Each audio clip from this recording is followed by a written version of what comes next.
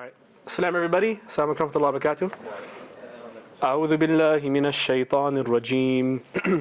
بسم الله الرحمن الرحيم. قد سمع الله قول التي تجادلك في زوجها وتشتكي إلى الله والله يسمع تحاوركما إن الله سميع بصير. الذين يظاهرون منكم من نسائهم ما هن أمهاتهم إن أمهاتهم اللائي ولدنهم وإنهم ليقولون منكرا من القول وزورا وإن الله لعفو غفور. أعوذ بالله من الشيطان الرجيم. بسم الله الرحمن الرحيم. رب اشرح لي صدري ويسر لي أمري واحلل عقدة من لساني يفقهوا قولي. Can I get a warning if my slides aren't working properly? Okay, because last time they crapped out on me. Okay, Sam everybody. Honored to have you guys here. Let's jump into it because I want to leave room for discussion if we can. Last time we started the Chains That Bind Us series that we're going to do this Ramadan inshallah. I got a couple of pieces of feedback that I want to discuss with you guys before I continue, because I'm kind of just going to continue where I left off. I was thinking about, okay, Khalas, I didn't finish what I couldn't, so I'm going to move on to the culture. Because remember, last time was like more economy, desire, society, and now today is going to be culture. And I was going to move on, but then I'm like, I can do whatever I want. So I'm going to just continue where I left off, because you guys can't tell me what to do. So that's the idea, inshallah. That was a joke, but okay. So that's what we're going to do today. A couple pieces of feedback I got last time. One question I got was like, shouldn't we be talking about Quran? That was I heard that twice. Is that there should be more Qurani? My response to that is we are studying Quran. That's what we're doing. There's something I need you guys, I think, that has been like outside of our system as Muslims for the past 100 years or so that we need to kind of put back in, and that's that when I say the word ayah, what comes to mind for you guys? If I say or ayat Allah, what is that? Oh, except for the what happened in Iran. But ayat Allah, what do you think about when I say ayat? Quran. You think of Quran. But you said it right, that what an ayah is a miraculous sign of Allah. That's what when I say ayah, it's kind of like that exit sign is an ayah. It's literally a sign pointing to this is where you go if there's a fire or something or whatever the case may be, okay? But there's two types of ayat, and this is what we need to connect in our brains that will make this conversation make hopefully more sense to you, okay? There's the ayat in Quran, like قَدْ سَمِعَ اللَّهُ what I just recited, and there's ayat outside of Quran. So for example, what we're talking about right now, there's an ayah in Quran where Allah says that He sends a messenger to free you from your burdens and from your chains and fetters. That's what I covered last time, right? But then comes a conversation like, okay, what didn't Allah spell out when He said that? I'm going to free you from your chains. What didn't He spell out?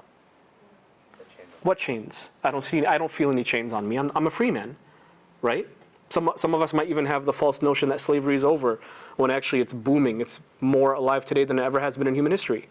But actual slavery, like physical economic slavery to the side for a little bit, when He says that, now it becomes an outside ayat issue, where now we have to study, okay, in what way, Allah, am I enslaved?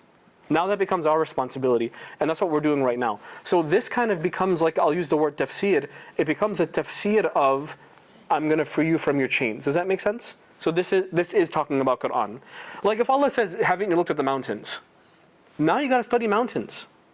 Now you have to understand what a mountain is like. And for example, Allah will say that He made the mountain like a peg, right?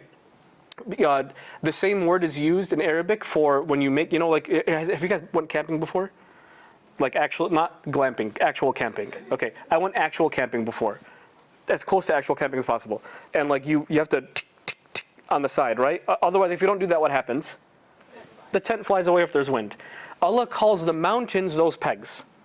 So then when you study a mountain, you know that actually there's more of the mountain deep in the earth than there is on top. SubhanAllah, right? So literally it's like a peg. But you wouldn't know that unless you knew if Allah in Quran says something, I need to now study it outside of Quran. So that's what we're doing today, okay? Another comment I got, not this time, but 2 years ago, when I did remember the banana example that I gave, the banana republic in Guatemala? Remember we talked about that? How that Bernays character, he uses CIA to overthrow the government to sell more bananas for United Fruit Corporation, now aka Chiquita, the dancing emoji lady. She was that lady before the emoji, I think. But anyway, someone was like, okay, so are bananas haram? And that's not what I'm here to talk about. I don't know. I don't know what to make of that fiqh-wise. Or for example, last time I talked about chocolate, right? That 80% of the chocolate produced in the world, I believe in the world, but if not, at least in America, is directly because of slave labor, in West Africa. Does that make chocolate haram? Man, I don't know. But we should at least acknowledge it. At least. Yeah? I'm not here I don't do haram halal stuff. I'm not good at that stuff. Fiqh is like I couldn't ever study fiqh, I think. I think I would get too annoyed with people. But I like to, again, just at least let's look at this stuff, okay? So anyway, just wanted to put that in perspective. So as a review from last time, and then I'm going to carry on, okay? Last time, who was the main character from last time? What was the guy's name? Edward Bernays. Yeah?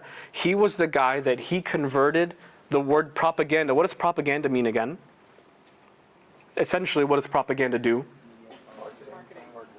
Yeah, okay, you're skipping ahead. Propaganda is the idea of getting people to think the same way, right? Propaganda is a German word. They used that in World War I to literally rally the troops for the First World War.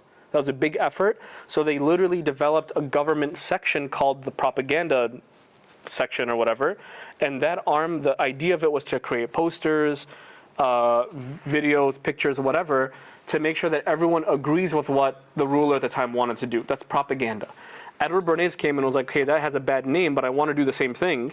So I'm going to call it something new. What was the thing he called it now? Public relations. And nowadays it's known as? Marketing. I know you know that word at least.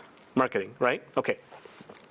I want to summarize what, like in a nutshell, I was talking about last time. Every time I see you guys afterwards, I'm like, oh my God, did they get it? And then I obsessively make diagrams. In my class, you guys know, like I would always make diagrams like next class because I'm a freak. Okay, so at the top of the chain, before we get to you and I, at the top of this system that we live in right now, because this isn't just something that happened in the 1920s.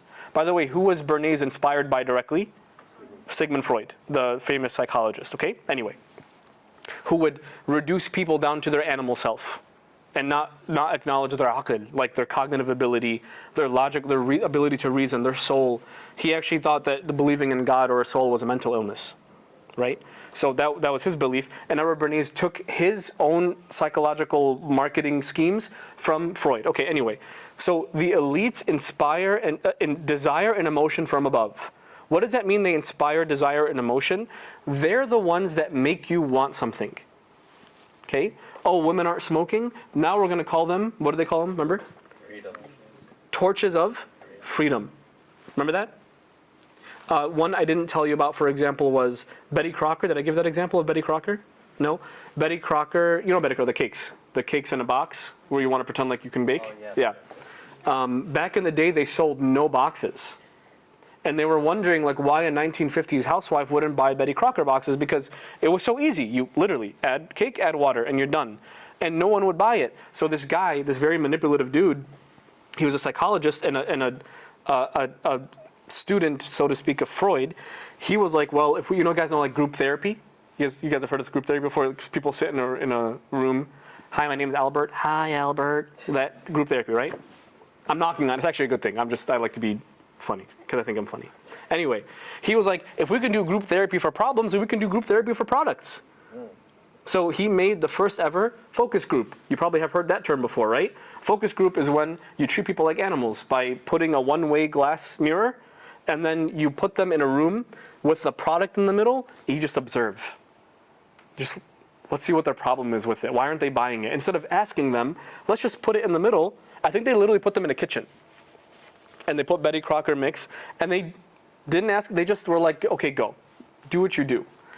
Long story short, they discovered that the reason why women at the time were not buying this is because of an emotion called guilt. Now, why were they guilty? Why were they too guilty to buy these boxes of cake mix? Very good. They didn't make it themselves. Well, not they couldn't. They could. If I made it, it's like I didn't really make it. The box made it. So now these manipulative people, these elites are like, okay, so The thing in between me and my customer base is what again?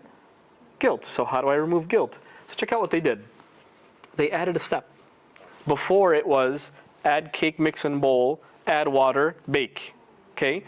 Then they said add cake mix and bowl, add 1 egg, mix, put in oven. And what was the step that they added?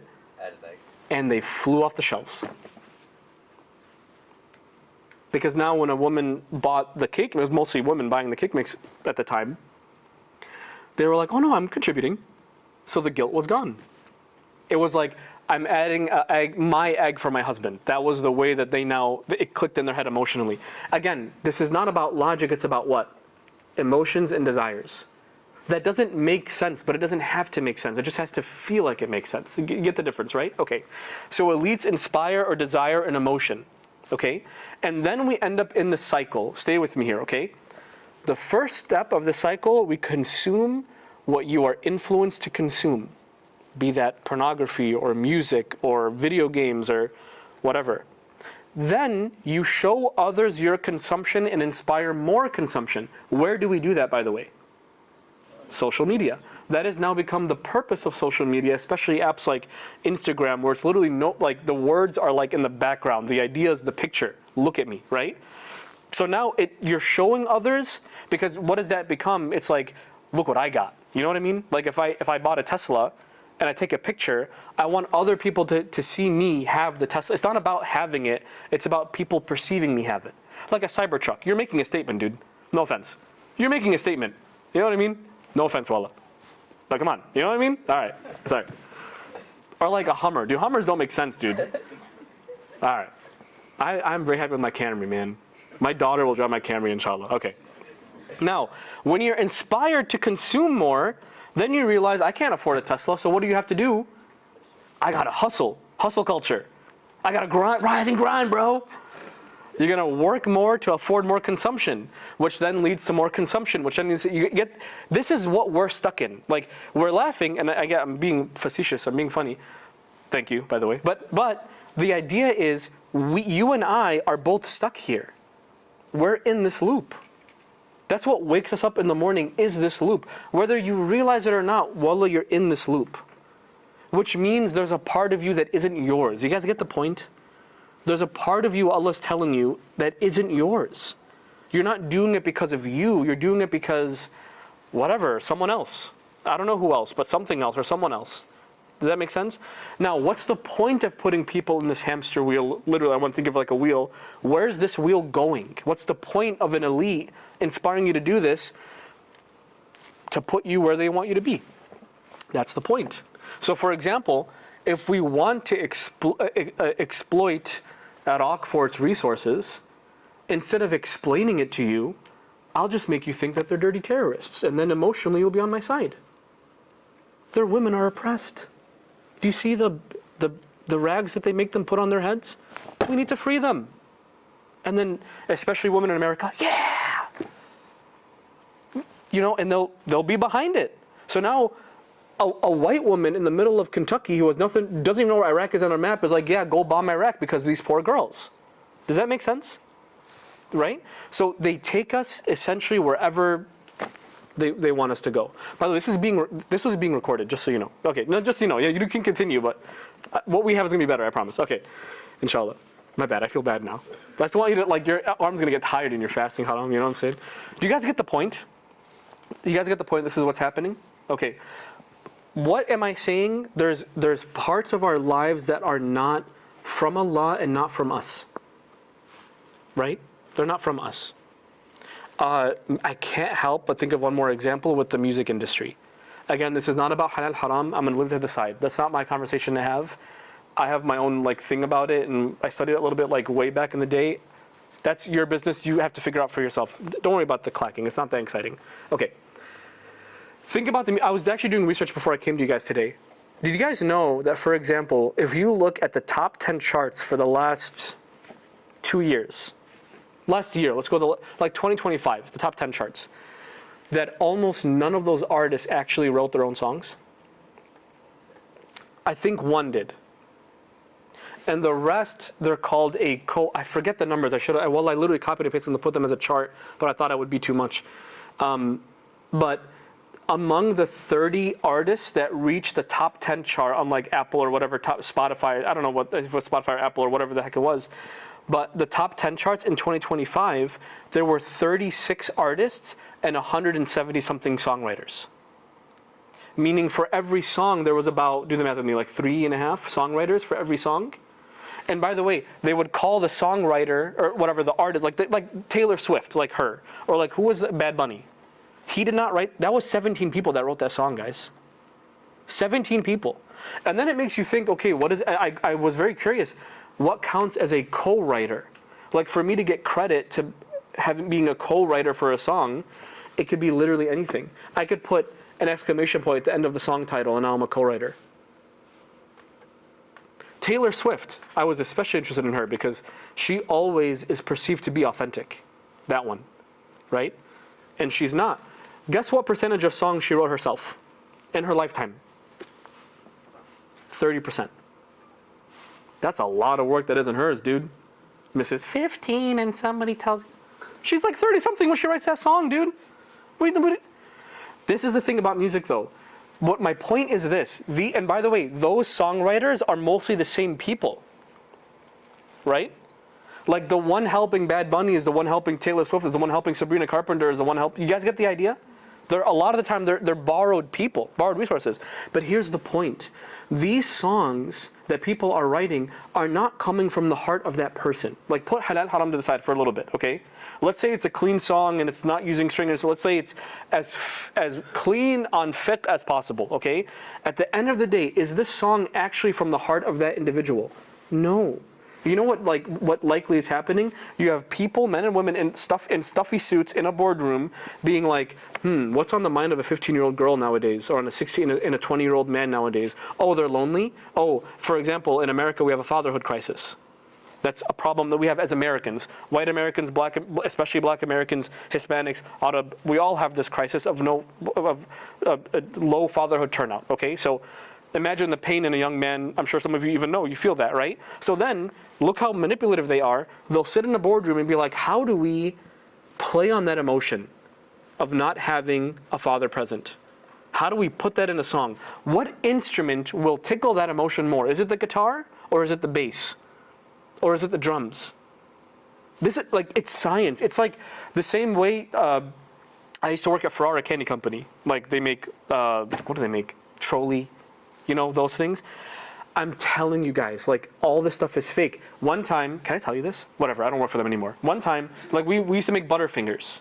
Like the worst chocolate bar ever. I don't know why we even bought that, but we bought Butterfingers and we started selling Butterfingers. One dude, he wasn't a cook. He was called a food scientist. Because these chocolate bars are made in a lab. So he'll chemically add things together and then bring it to my coworker and be like, hey, taste this. Does it taste like it has more peanut butter? By the way, why do you think he worded it like that? There's no freaking peanut butter in there, right? Or if it is, it's not real. It's not actual peanuts. It's like whatever, peanut extract or something. I don't know. Is the consistency good? Do I need to add more? And he'll say some crazy chemical. But the same thing is happening with music. It's not some person inspired, like Eminem is like recording himself like, yeah, and he's writing in a notebook. No, he's writing nothing. The pen doesn't have ink. It's some dude in a suit that's scientifically putting these things together to sell it to you. Because if you can emotionally connect with the song, then you're hooked. That's it. You're hooked.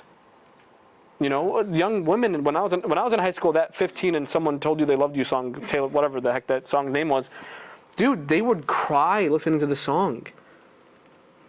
By a 30-year-old woman who is not even in their world. She doesn't even care about you, dude. Why are you crying? And it's not their fault. They're crying because it feels real. And it's not haram. It sucks. And then they become, and most importantly, they become what? Customers for life. They will be 40 years old listening back to if you're 15 and someone tells you I love you as nostalgia while their marriage is falling apart. Literally. Like people like Taylor Swift, and I know I sound whatever, but it's true. Like I have a daughter now, so I'm really, really like scared of this stuff now. Well, I'm really scared because they will put in you what a marriage feels like through a song when you're 12. And then you become 25 or 30, whatever, and you get married. And will the feeling of marriage ever match the feeling of the song or the Disney movie, for example? I promise you it won't. Marriage is very different. And then you would think, what happened? This is what happens in people. This is why we have a crisis of marriage, and especially in our country, because the feelings aren't what's expected. And why? Because they were sold this image when they were younger. So now a real marriage, you guys get the idea. It's so, it's disgusting. But this is what's happening. Now, I want to move on to where this stuff gets really scary, and then we'll take a break, and then I want to do something a little bit new. Okay. Where it gets really scary is politics. Here's what happened. Eventually, these same disgusting men and women, these same people, I'll remind you that they would say things like, can someone get the door for Ali, please? Someone close to him. Yeah, thank you. These same men and women who literally are on record, I'm not making these words up, this is their words, not my words. Like the daughter of Edward Bernays would say things on camera such as, these people, they might buy the wrong thing, or they might vote for the wrong man. We need to guide them from above. Those are not my words, wallahi. Those are her words. We need to guide them from above. By the way, again, who guides from above? Allah. It's like a God complex, right? Allah sends Quran, they send a product. Allah uses messengers as an example, as a physical human example, and they use celebrities as a physical human. It's the same setup, but with a very disgusting turn. Does that make sense? Okay, anyway. All of a sudden a shift happened where they started thinking, okay, it's working really well for selling stuff. I wonder if it will work for my voter base. I wonder if it will work for me as President of the United States. And in fact, it did. So here's the story of Bill Clinton. You guys know Bill Clinton, yes? He's not that old. He's before Bush, I think, right? Bush the son, the dummy. He's a very stupid mind, actually. Bush is known to be a very stupid man, mashallah. Anyway, mashallah, right? He sets a bar for stupidity, mashallah alayhi. Anyway, before him, I think was Clinton, if I remember. I was young. I think I was, or just dumb and not paying attention. But regardless, I think Clinton was before. So this is the 90s, okay? So I'll try to make this quick so you guys can be with me, okay? So listen closely how this happened. Clinton, he promised a bunch of stuff to his voter base, like a bunch of stuff, and they all sounded so good. But lo and behold, he got elected because he promised the world, okay? And then you know how presidents have 2 terms, at least for now. But you know, presidents historically had 2 terms, okay? Before what happened. Anyway, his first 4 years, he gave nothing of what he promised because he ran out of resources. So there's a documentary that covers this, and like before he was elected and after the 4 years, it's like he aged 20 years. You know what I mean? Like before he looked young and handsome and whatever, and like, you know, energy kicking his step or whatever, and then bags and gray hair, and he's walking like this. Like it just aged him those 4 years because, you know, like he's not able to give. And what does that mean if he's not able to give the promises? Does that mean he's going to get elected the second term? No, obviously not, because you didn't follow up on your promises. So here's what happened. He hired a dude, may Allah curse him, named Dick Morris. Zionist, by the way. Always are. I will tell you. Palestinians in the room, in case you're not interested, this stuff behind me and Zionism, Edward Bernays was a Zionist. It's interesting. I'm recorded right now, and there's a new war happening, and I have a daughter at home, so I'm going to not say much, but you know what I mean? No. All right, anyway. We're talking about Dick Morris, okay? Bill Clinton hired this guy named Dick Morris. What was Dick Morris's job was, hey, I'm about to lose power. I need you to, by any means necessary, get me back in. Dick Morris was inspired by, guess who? Edward Bernays, of course. Is that sleazeball again? I think he was dead by this point, by the way. Anyway. By the way, sometimes evil people, they leave behind evil that keeps eviling. And inshallah, they get justice for all of that. And good people, they do the opposite. Anyway. Dick Morris started telling Bill Clinton to do different things. Instead of promising lower taxes or more Medicaid or more Medicare or any of these good stuff, you need to ask these people, what is it they desire? And who are these people that they're asking, by the way? I don't want to go too detailed, but I'll tell you this really quickly. In every election, you can think there's 30% Democrats, 30% Republicans. Think of it like that, okay? Meaning there's 30% of people that no matter what Trump does, they're going to vote red. And there's 30% of people that no matter what bombs are dropped by Biden, they're going to vote blue. And then what's left? 40%. In that 40%, they call them swing voters. You guys probably heard that term before, okay? Swing voters are, you can think as undecided voters. They don't really know. They can swing either way is the idea, okay?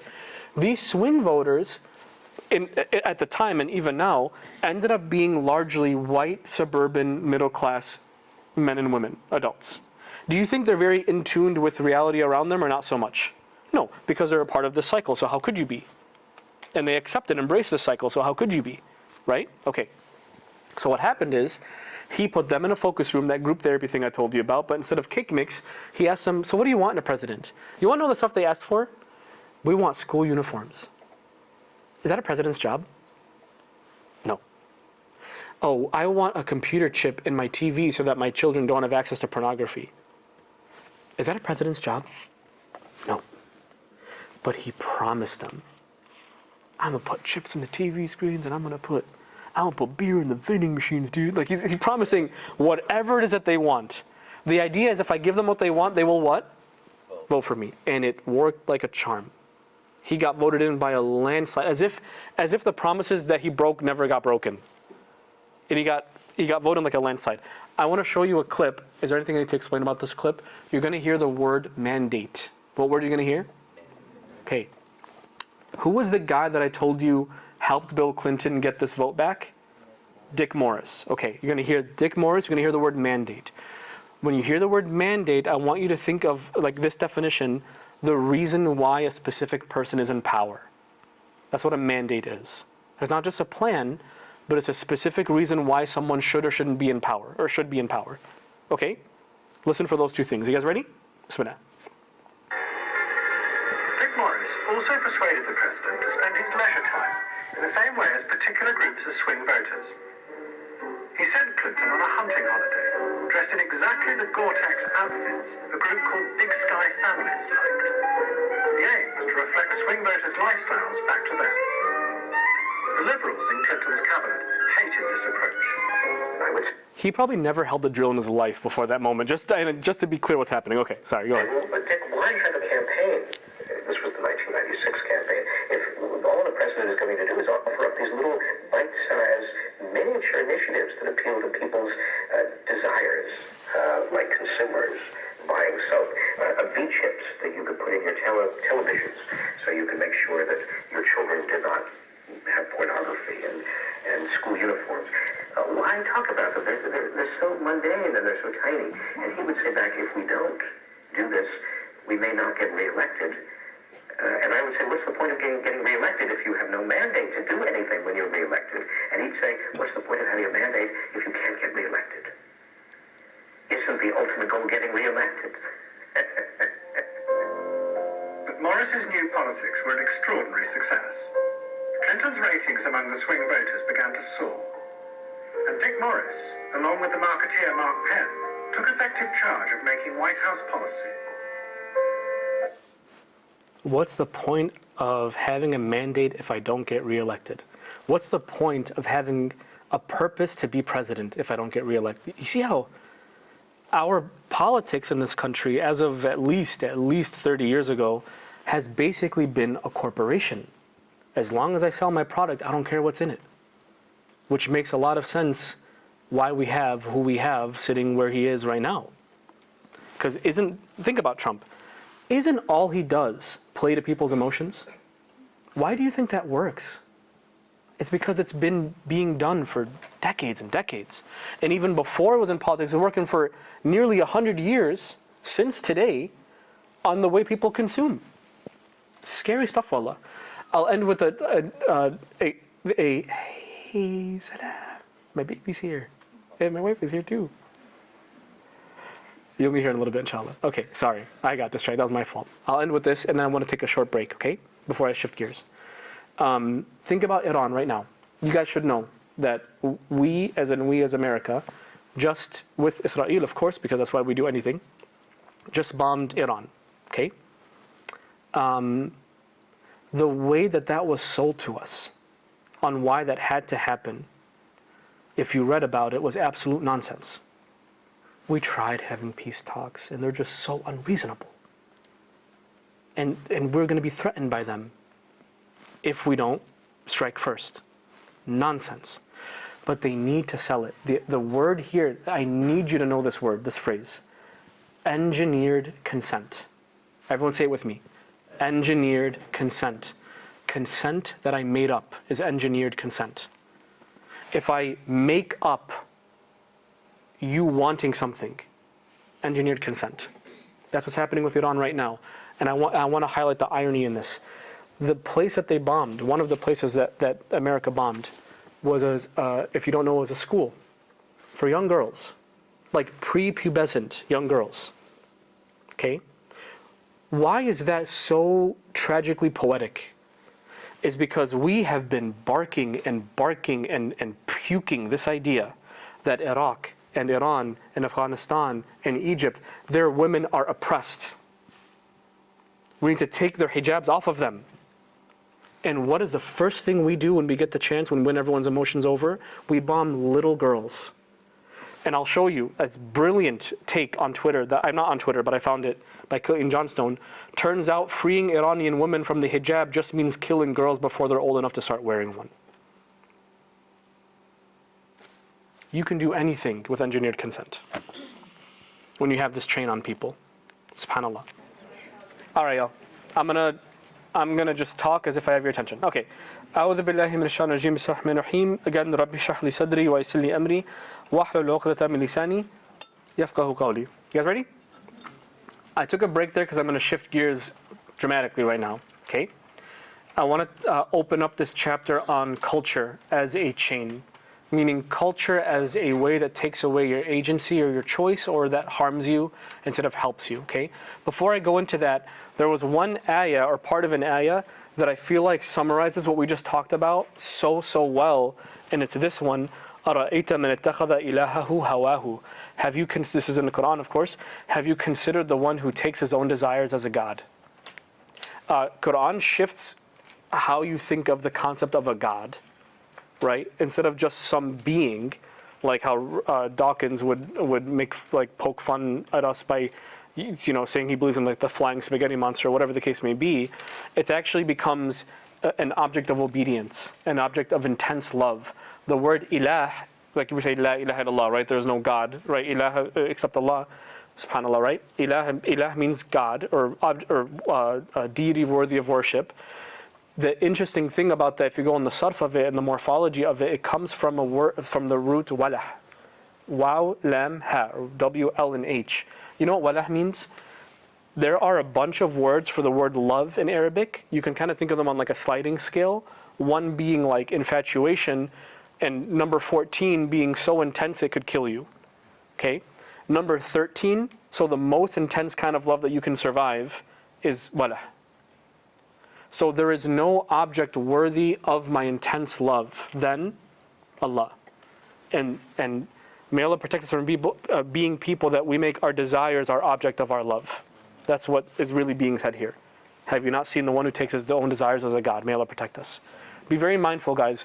If your eyes are not open, you will fall into this. It's not a warning, it's a promise.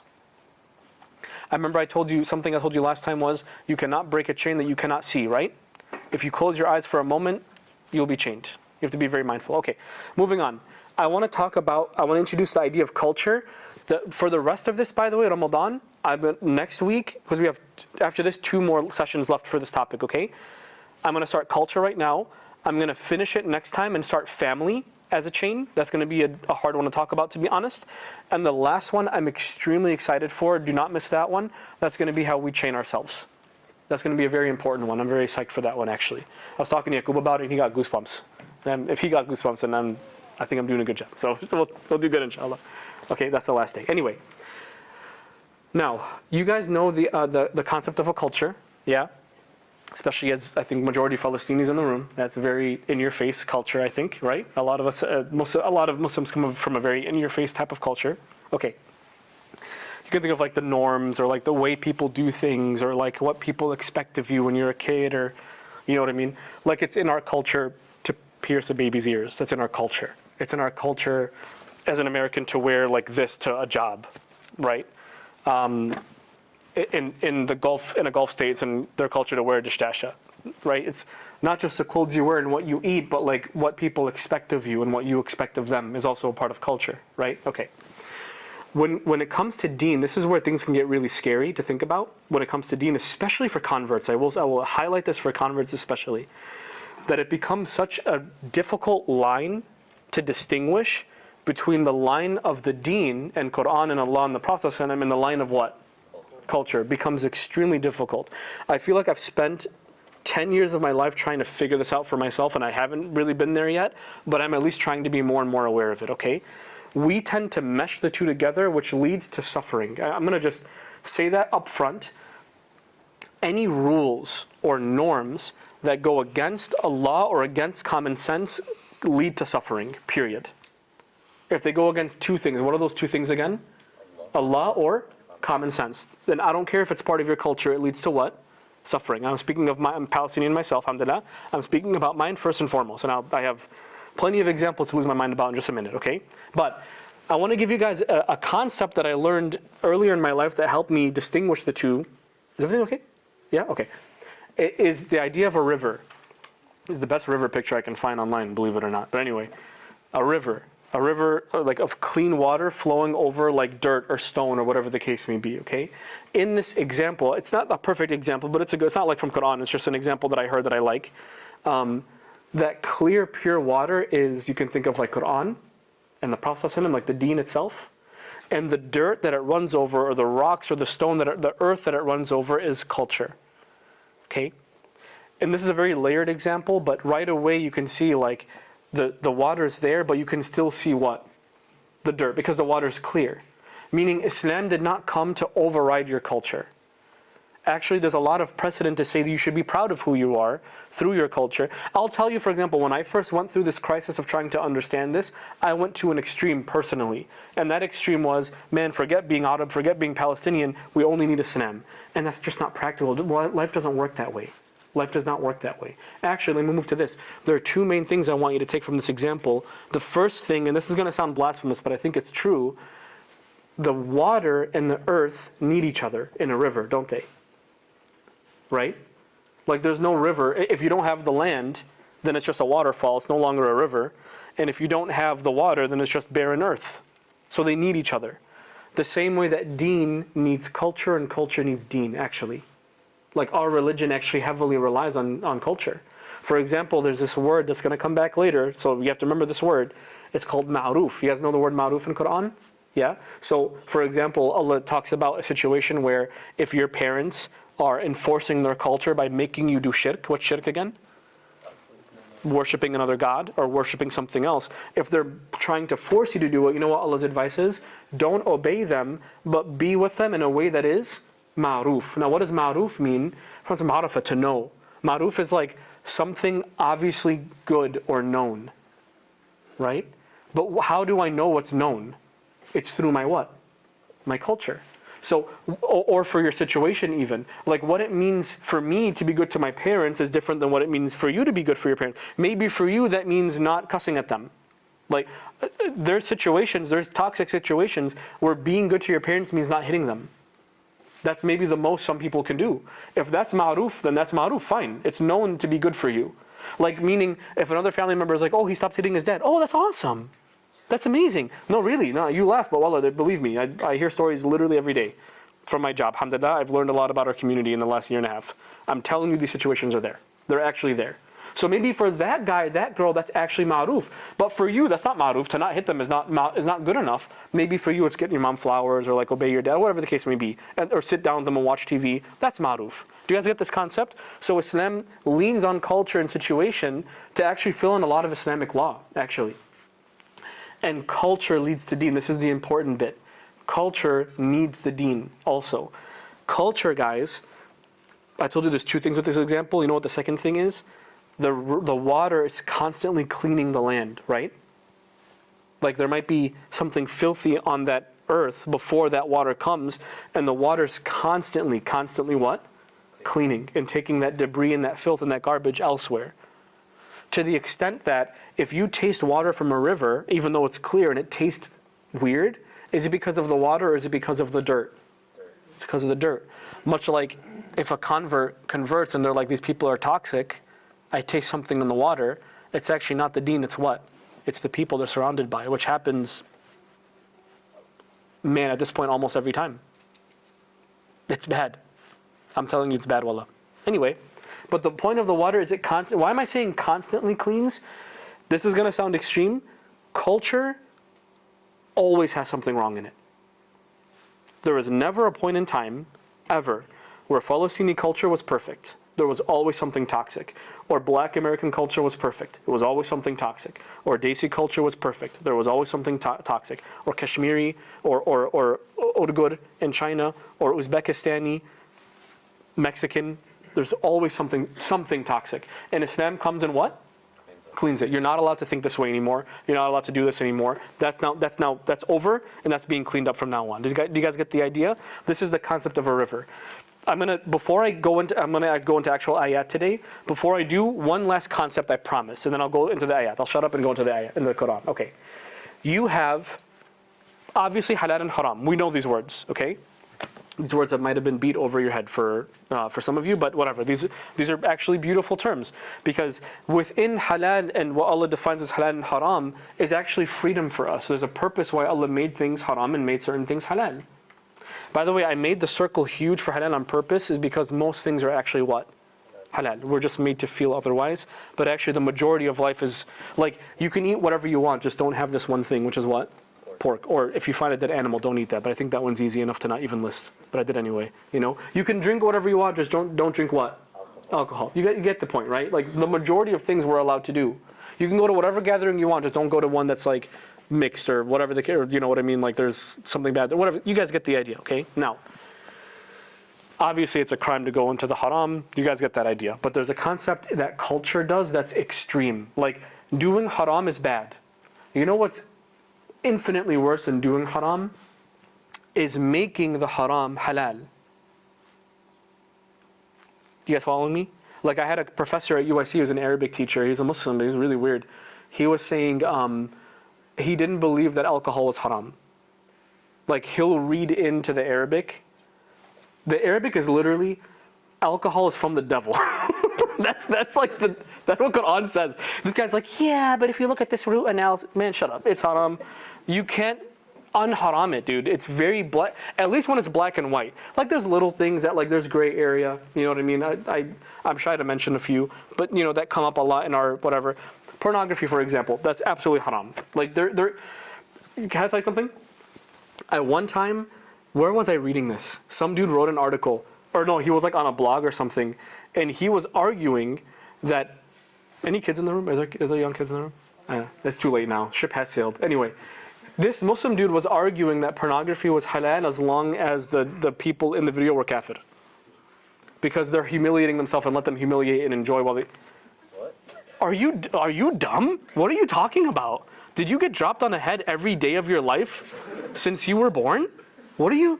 That is an example of making the haram what? Halal. Okay.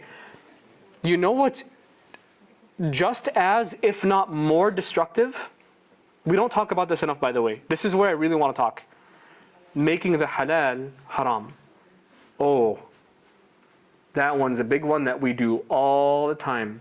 All the time, guys. Can I give you an example? Okay, she's a Palestinian.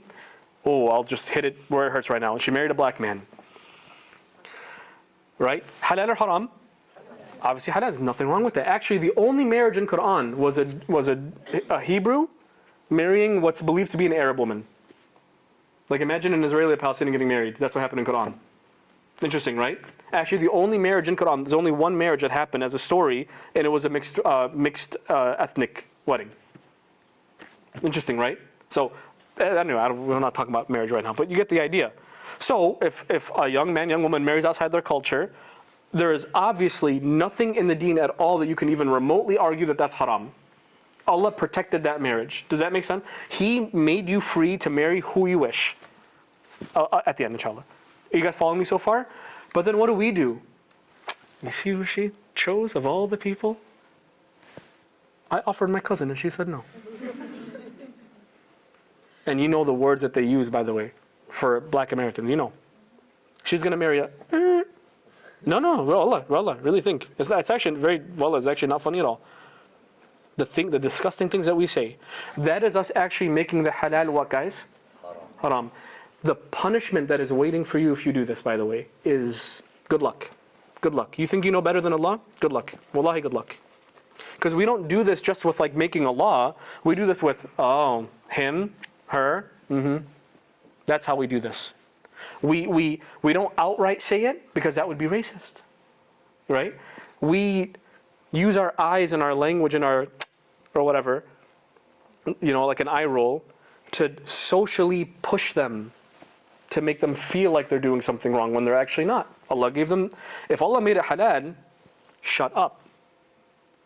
That's the rule. You guys understand? If Allah made it, if Allah has no problem with it, you need to shut up. That is the rule. I'll give you another example. A young man, young woman, they want to get married, but maybe he can afford it, maybe he can't. He doesn't want to rent an elephant and a coffee stand and whatever and pay $100,000 to entertain you at his wedding. So what he does is, in his parents' basement, he invites his closest friends and they get married. They do kitab and they're Islamic. Are they Islamically married, by the way? Yeah, they filled. The obligations are consent, number one. He wants to marry, she wants to marry. Okay, they have to make that choice. Which, how good do we do with that, by the way, right? Anyway. Secondly, he has to pay a mahr. Right? Okay, that's her right. He must do that, and they must agree. Father-in-law and son-in-law have to agree on what that is, a fair amount. And the third thing is there has to be witnesses, like a small get-together, like get some samosas or something and get together and you're good. That's literally all it is, okay? Imagine someone does that right now. We'd be like, are they actually married? I mean, like, does that even count? Yes, it does, and shut up. Don't comment. Do not comment. Because you commenting is you making the what, guys? The halal into the haram. Okay, I'm going to do a story from Quran and I'm going to stop talking and we're going to continue next time, inshallah. Okay, there are some things that I learned in Quran that like made me fall deeply in love with the book, and this is one of those stories. So I really want to honor this story and I want you to honor it with me, inshallah, okay? I love it. I love it. It doesn't seem like much, but it's beautiful. It's gorgeous. Okay, it's like it makes you love Allah all over again. Okay, ready? This is the beginning of Surah Al-Mujadala. Mujadila. Okay? Here's the story. Actually, before I even have to tell you the background. Okay, here's what happened. The Arabs of Mecca, they had a culture, yes? Obviously, everyone has a culture. You can't exist without a culture. All right. So the Arabs of Mecca had a culture. And obviously, what's important about Mecca is Quran was sent down in Mecca. And the Prophet's mission was in Mecca, right? Okay. And then they all moved to what city? All the Muslims, or most of them, Medina. Okay. So they're now all in Medina. And now there's like a mix of Jewish culture and Arab culture and Islamic culture and Persian culture and black culture and slave culture and free culture. There's a bunch of culture. Medina's like, you know what I mean? It's like bumping with all these cultures and stuff, okay? And everything's mixing up. Okay. The first story I want to tell you is the Arabs of Mecca had this really disgusting culture. Here's what the culture was. It was called dhihar. What was it called? Dhihar, with a dha. Okay, it's like D-T-H-I-H-A-R if you want to spell it in English, I think. Anyway, it's called dhihar. Here's what dhihar was. If you were married to someone, you were married to a woman, I'm saying you specifically, if a man was married to a woman and all of a sudden he really doesn't like her, what he would say is, from now on you are like the back of my mother. Okay, is this still a culture today? No, this is an old culture, but there's a reason why this is in Quran, so listen, okay? Now, what was the thing that he would say to his wife if he's really mad at her? You are like the what? The back of my mother. That meant a couple of things. First of all, their marriage is legally binding, even in that culture, okay? So if you want to get a divorce, you have to declare it. There has to be like a social understanding that they're no longer married. She's now on the market, he's now on the market, whatever the case may be, right? That just like we have now, okay. When you did this to a woman though, because women didn't do this to men, men did it to women in their culture, okay? In their culture. Now, if a man did this, you are now like the back of my mother. That was actually a huge deal. Because technically in their culture, what that meant was they're still not divorced. But he's not going to approach her with intimacy. I hope you guys understand what I'm saying. Okay, he's not going to sleep with her, essentially. I'll just say it. He's not going to sleep with her. He's literally saying, like, when I look at you, I think of my mother. That's what he's saying essentially when he's saying you're like the back of my mother. That's a weird saying, but it literally means when I look at you, I physically think of. So the idea of having intimacy with you is like having intimacy with, you get, right? You guys get what he's saying? Okay, that did a couple of things. Number one, they were still legally what? Married. Number two, she couldn't leave him. She was now suspended, where she couldn't leave him. She had to continue taking care of his house and his kids, right? And she couldn't do anything. She's stuck. She couldn't get remarried. There was no one she can go to. There's no court she can go to complain. She is now forever stuck in that marriage. And this guy can continue marrying other women, and he's still fine. Does that make sense? So obviously this is inherently oppressive to who? Women, obviously. Okay. This happened even in Medina. Like, Muslims were still doing this until this story happened. You guys ready? One time, this lady who was a Muslim, what happened was, she was married for decades, guys. Khawla ibn some, I forget her name, but radiallahu anha, may Allah have mercy on her, but I forget her name entirely, but her husband did this to her, and they were married for decades. They had kids, and she loved him, and he loved her. And marriage is hard. Like, it gets to really dark places sometimes. You know, if you don't know, you'll know. This is why I was talking about music earlier, right? Like, you might get sold a different thing, but marriage is hard, guys. It's inherently a conflict. It's hard. It's beautiful, but it's hard. Okay? So, you know, marriage happened, and they got into a fight, and then what did he say? From now on, you are like the back of my mother, right? Like this. He did the thing. He did the har. And she was gutted, heartbroken. How could you say that to me? I can't believe you said that to me. And now I'm stuck. And she's an older woman now. So her whole life is over. You know what I mean? Like, that's it. Like, if I don't have access to my kids the same way, to my husband, it's like, what's left for me? You know what I mean? My parents are gone, whatever. So she was deeply troubled. And what did anyone do when they were troubled in Medina? They went to who? The Prophet ﷺ. Which, by the way, right away, Allah is cleaning away that culture of when I have a marriage problem, I keep it to myself. You guys see how he's already cleaning that away? Because she had this very intimate marriage problem. By the way, it's literally a sexual marriage problem, literally, right? It was related. And she went to a counselor named who? Muhammad sallallahu alaihi wasallam. But I'm not saying air your stuff, do not air your stuff out there. But when you need help, you need help. Sometimes you need help. Okay. So she went to the Prophet sallallahu alaihi wasallam. And she's like, Ya Rasulullah, he did the har to me, and now I'm stuck and I don't know what to do. Guess what the Prophet ﷺ said?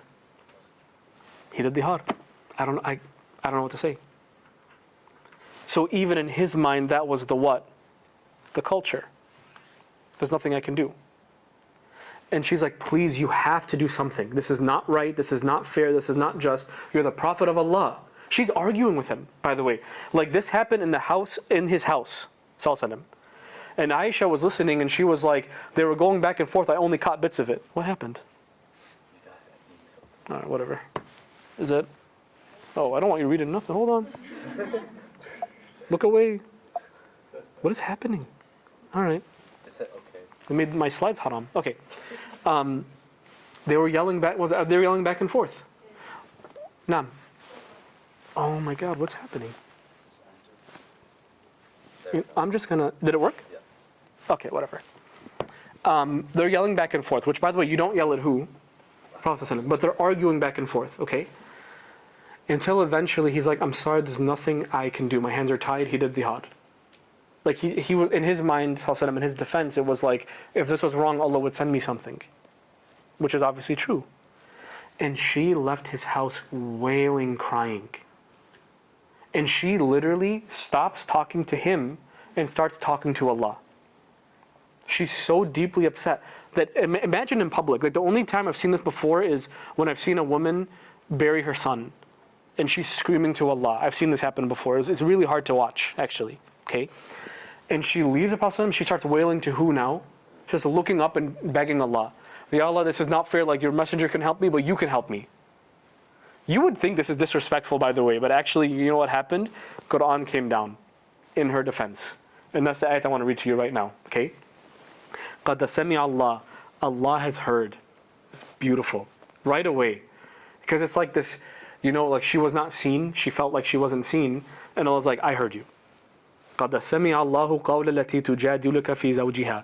Allah has certainly been here. He has already heard the one that was arguing with you in regards to her spouse. وَتَشْتَكِي إِلَى اللَّهِ. And she was crying and complaining to Allah. وَاللَّهُ يَسْمَعُ تَحَاوَرُكُمَا. And Allah was listening to your dialogue the whole time. Aisha actually commented on this. She said that I was in that house and I couldn't hear anything, and Allah heard everything. That was their house was like two of my desk. Literally, that's not a joke. It's like maybe like 4 of my desk, and that was their house. And she couldn't hear everything because she's behind a curtain, and she's like, SubhanAllah, the one who hears everything heard her, and heard them. SubhanAllah. Inna Allah Sami'un Basir. Certainly Allah is all hearing and all seeing. الَّذِينَ يُظَاهِرُونَ مِنْكُم مِّن نِسَائِهِمْ. You men, those of you that are doing the har, that are declaring your wives as your mothers, minkum min nisa, from your wives. What does Allah say about these men? Ma hunna ummahatihim. They are not your mothers. Done.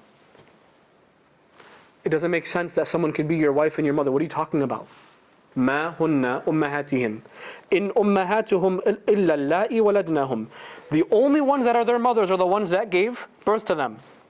وإنهم ليقولون. There's anger here, by the way. There's anger here a little bit. وإنهم ليقولون. And they certainly, absolutely keep saying munkaran, something evil. Remember the word ma'ruf I talked to you about earlier? What does ma'ruf mean? Something known to be good. Munkar is the opposite, something alien, something disgusting, and like if you're eating, like the other day I was eating Chick-fil-A, they fell off, dude. I took a bite. No, listen, this is actually relevant. I took a bite. It is relevant, right? Yeah. I took a bite, and like when you get a tendon, like, I was like, oh, and I spit it out, and I still had half the sandwich, and I couldn't eat it, and I threw it out. That's munkar. It's something foreign, something disgusting that didn't belong there. It's like you see and you go, oh, like the Epstein logs. Oh, what? You're eating what? You know what I mean? That's munkar, disgusting. Like your soul already, like before anyone give you a fiqh ruling, you knew it was disgusting. Allah is saying this is munkar. It's disgusting what you're doing to them. They're saying something disgustingly foreign from their speech. Wazura. And a zur, an obvious lie, a lie that oppresses, is zur. And they're saying an obvious lie. وَإِنَّ اللَّهَ لَعَفُوٌ غَفُورٌ. And Allah is so awesome that anytime He starts with anger, He ends with love. And you should know that Allah is afuun ghafoor. He wipes the slate clean and He forgives. So if you've done this before, know Allah forgives. He starts with this anger in defense of this woman. It's like the Prophet himself couldn't come in defense of this woman, so what did Allah do? She came in between. He himself, subhanAllah, He came in between. I'll come in defense of her. I don't want you to lose sight of the conversation, by the way. We are talking about the Quran cleaning up what? Culture. This is an example of Allah cleaning culture. You know what happened to this guy, this husband, by the way? Let's listen to this. I'll quickly say before I end for discussion. وَالَّذِينَ يُظَاهِرُونَ مِن نِسَائِهِمْ. And the ones that they do this disgusting thing, they declare their wives like their mothers, and they do this to their wives. ثُمَّ يَعُودُونَ لِمَا قَالُوا. Then they go back on what they said. فَتَحْرِيرُ رَقَبَةٍ. Then you better free a slave. To make up for what you said to her, you better go find a slave and what? Free them. And I'll summarize the rest. And if you can't do that, this is me paraphrasing Allah now. This is not the ayah exactly. You can read it for yourself. And if you can't find a slave, like right now, if I did this to my wife, can I find a slave? Probably not. That would be hard for me to do. So you know what he says? If you can't do that, then you better fast for 2 consecutive months. Mutatabi'ain. You know what mutatabi'ain here means? Meaning if you fast 59 days and you broke it because you got tired, you're resetting the clock. As a punishment for what? Verbally abusing your wife. See why I love these ayat? That's, man. It's also like so opposite what people tell you Quran says about women too. You know what I mean? It's like, what are you talking? I can't even say, you're like my mother. I can't even say that. Like, what are you talking about? I'm the one that's a breath object. And if you can't do that, if you cannot do that, then feed 60 poor people. Meaning if you're too old and you did it to your wife, feed 60 poor people. What a huge penalty, right? For saying something abusive to your wife. This is Allah cleaning culture. I'm going to talk about this more next time, but if I don't see you again, I want to leave you with the point of what I'm talking about right now. I guarantee you, especially you especially, okay, will suffer from culture because of your culture. You will suffer. Because your mother or your father or your uncle or your baji or your bai or your chachu or your chachi or your whatever will insist on something stupid that goes against what two things? Allah and common sense. For example, I'm talking about Muslims right now, by the way. And forgive me, wallah, if this makes you squeamish, but this is the truth. In Sudan and in the south parts of Egypt and in other countries, Muslim majority countries, they have a culture of female genital mutilation. Where they clip, you know what, at birth. And their idea behind that is, we'll keep our daughters pure. That's munkar. What are you talking about? What a disgusting thing. What a disgusting thing to do. You're going to control your daughter's sexuality before she's even a young lady. What are you talking about? What are you talking about, Allah? You're making this up. Allah, here's my advice to you. If you want to go on that journey properly of who am I versus what does Allah want from me versus what is my culture expecting from me, the only thing, and I'll talk more about this next time, but I'm going to give you a message at least. The only thing that can clean that is you understanding Quran. It's the only thing that will save you. Remember, this is the thing that breaks chains, right? Nothing else can help you, I promise you. You will have no other way of defending yourself that you don't want to do something or you want to do something other than Allah gave me right, so you need to shut up. That's the only thing that you're going to be able to say, is if you use Quran to your benefit. You let Quran free you. I invite you to do that, and myself to do that, you know? And may Allah free us through His words. I'm going to end here. We'll continue next time. I'm going to open a little bit for discussion before Asr. Let's end with Surah Al-Asr actually, and we'll open up for discussion, okay? أعوذ بالله من الشيطان الرجيم بسم الله الرحمن الرحيم والعصر إن الإنسان لفي خسر إلا الذين آمنوا وعملوا الصالحات وتواصوا بالحق وتواصوا بالصبر. Allah says, I swear by time that's running out, every individual human being is drowning in loss except for those who believe and do the few good things expected of them and invite others to the truth and invite others with sabr, with patience. May Allah make us of them. And I hope I'll see you guys next week at 3:30.